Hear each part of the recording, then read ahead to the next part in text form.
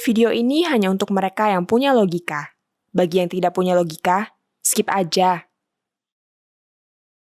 Terus terang, saya merasa ada masalah serius dengan PDIP. Maaf ya, tapi mereka itu sombong. Dan kesombongannya bisa berharga sangat mahal.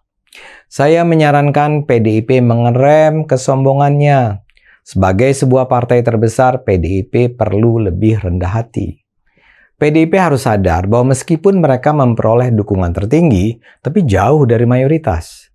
Dan PDIP harus sadar bahwa meskipun calon yang mereka ajukan sebagai presiden, yaitu Ganjar Pranowo, memperoleh suara terbesar berdasarkan survei-survei nasional, itu juga masih jauh dari suara mayoritas. Setiap saat, konstelasi dukungan bisa berubah. Proses pemilihan presiden masih sangat dinamis. Tidak ada sesuatu yang definitif. Karena itu kesediaan untuk bekerja sama dengan kelompok-kelompok lain sangat diperlukan. Soal PDIP ini, contoh pertama saya adalah sikap mereka terhadap PSI, partai yang saya pilih saat ini untuk bergabung. Kita semua tahu bahwa PSI sudah cukup lama menyatakan mendukung Ganjar sebagai capres. Deklarasi PSI mendukung Ganjar itu diumumkan pada Oktober 2022. Dan keputusan itu dikeluarkan berdasarkan hasil rembuk rakyat yang dilakukan sejak Februari tahun itu. Jadi PSI adalah partai politik pertama yang secara terbuka mengumumkan dukungan pada Ganjar. Jauh lebih awal daripada PDIP yang baru menjelang Idul Fitri lalu menyatakan mencalonkan Ganjar sebagai presiden. Kader-kader PSI sudah bergerak aktif untuk memobilisasi dukungan pada Ganjar. Itu semua adalah fakta. Dan adalah fakta bahwa PDIP cukup lama bimbang soal Ganjar. Namun ketika pada akhirnya PDIP mengumumkan pencalonan Ganjar, sikap PDIP terhadap PSI terkesan sangat arogan.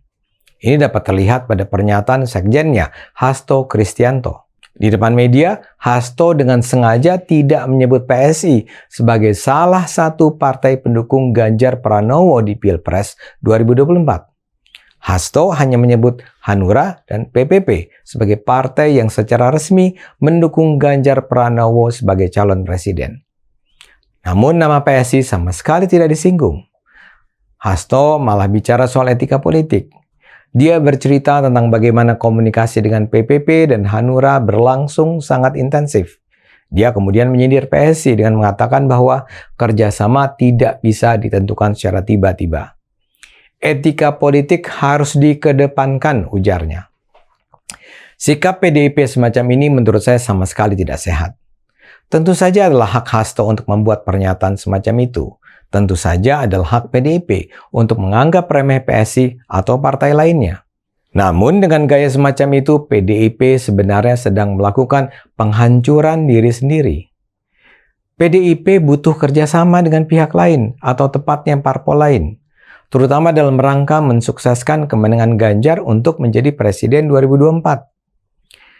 Namun, sikap meninggi pimpinan PDIP sangat mungkin membuat partai-partai lain kehilangan selera. Dalam pidatonya pada 30 April, Megawati misalnya memang mengklaim banyak parpol ingin berkoalisi dengan PDIP setelah nama Ganjar diumumkan sebagai capres. Megawati mengumpamakan kalau PDIP sekarang memiliki 20 gerbong, isinya sudah penuh sesak. Yang mau ikut banyak banget, cuma malu-malu kucing katanya. Tapi pertanyaannya, benarkah banyak parpol lain yang tertarik bergabung dalam kereta PDIP? Kita ambil saja contoh Partai Golkar. Tidak akan mengherankan bahwa dari Koalisi Indonesia Bersatu, hanya P3 dan PAN yang memilih bergabung dengan PDIP. Kenapa Golkar tidak? Saya mendapat cerita bahwa Golkar sebenarnya tertarik bergabung, namun akhirnya mengambil jalan lain karena PDIP jual mahal. Pimpinan Golkar memberi pengandaian yang artinya, ya kalau kita bergabung, jangan PDIP dong yang mendikte. Golkar maunya kerjasama dalam hubungan yang setara. PDIP maunya PDIP lah yang memimpin, Golkar mengikuti. Karena itulah Golkar memilih menjajaki kerjasama dengan Partai Demokrat. Dan Demokrat dipilih karena hubungan kelam antara SBY dan Megawati di masa lalu. Karena itu saya katakan sikap arogan PDIP bisa menjadikan mereka dijauhi bukan saja oleh parpol lain, tapi juga oleh rakyat pemilih. PDIP memang partai besar, tapi apa yang terjadi tidak akan bisa meningkatkan suara mereka lebih tinggi lagi dari yang sudah dicapai sekarang. Ya, sekitar 20%-an lah atau bahkan lebih rendah dari itu. Namun buat saya yang paling harus dikhawatirkan adalah efeknya terhadap pencalonan Ganjar. Hasil-hasil survei menunjukkan Ganjar berpeluang besar untuk menang. Tapi keunggulannya sebenarnya tidak terlalu meyakinkan. Misalnya saja, kita bisa melihat hasil survei indikator yang dirilis akhir April. Indikator mula-mula menyajikan perolehan suara masing-masing kandidat kalau yang maju ada 3 nama, Ganjar, Anies, Prabowo. Dalam pertarungan antar 3 capres, suara Ganjar selalu berada paling atas. Ganjar memperoleh 34,0%, Prabowo 31,7%, dan Anies 25,2%.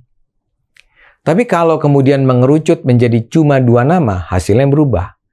Kalau pertarungannya cuma menyisakan Ganjar versus Anies, yang menang Ganjar.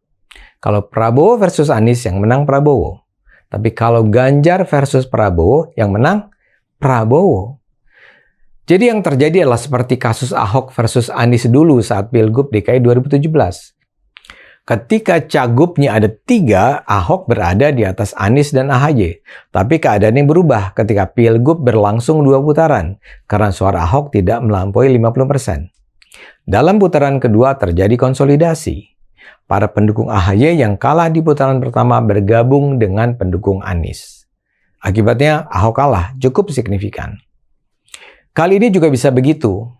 Suara terbesar saat ini ada di tangan Ganjar, tapi tidak mayoritas, dan selisih suaranya dengan Prabowo tidaklah besar. Kalau ada 2 putaran, pendukung Anies kemungkinan besar bergabung dengan Prabowo untuk mengalahkan Ganjar. Hasil SMRC kurang lebih serupa. Memang suara Ganjar mengalami peningkatan sesuai dideklarasikan PDIP sebagai capres. Suara Ganjar sempat anjlok begitu terjadi kasus penolakan keikutsertaan Israel dalam Piala Dunia di bawah usia 20 tahun. Tapi begitu SMRC melakukan survei setelah PDIP mendeklarasikan Ganjar sebagai capres, suara dukungan Ganjar meningkat menjadi 30,4%. Sementara Prabowo 29,5% dan Anies 19,8% dan Airlangga Hartarto 2,9%. Kalau dikerucutkan jadi 2 suara, lagi-lagi skenario peleburan suara Anies dan mungkin Airlangga ke kubu Prabowo sangat mungkin terjadi. Jadi Anda bisa lihat, keunggulan Ganjar tidak menjamin bahwa dia akan menang sebagai presiden. Karena itu, image, citra menjadi penting. Kalau PDIP bersikap arogan, PDIP akan dijauhi oleh partai-partai yang lain. Dan yang berkurang pendukungnya bukan hanya PDIP, tapi juga Ganjar.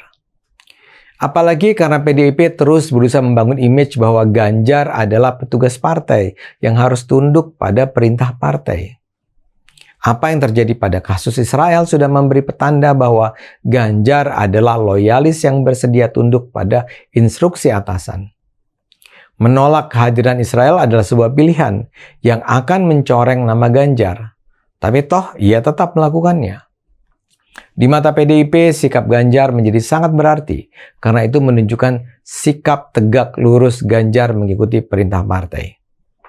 Namun bagi publik, sikap semacam itu bisa justru memperlemah kredibilitas Ganjar sebagai pemimpin.